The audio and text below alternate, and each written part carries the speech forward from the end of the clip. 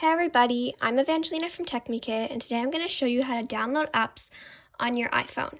Just so you know, I'm using an iPhone XS Max, so it may be different from your phone. So first I'm going to look for the App Store app, so I scroll down and I'm going to search App Store. And now I'm going to click on the App Store app, and it takes me to the App Store. Now it shows you all these other apps that you can get, but I'm going to search for the app I want, which today is going to be Google. So I'm going to search for that.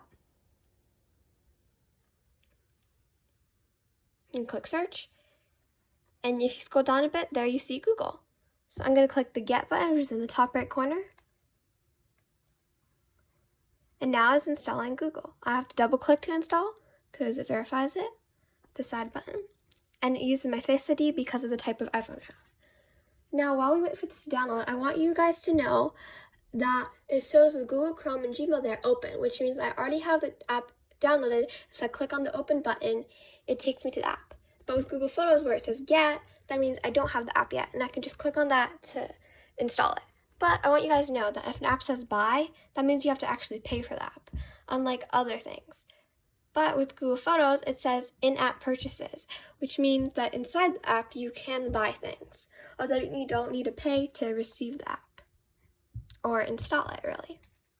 Now the Google finished downloading, so I'm going to click open, and it takes me to the Google app because now it's installed. So thank you guys so much for watching today, and please be sure to comment below any questions you have or other questions on apps and stuff that we didn't cover in this video. Bye!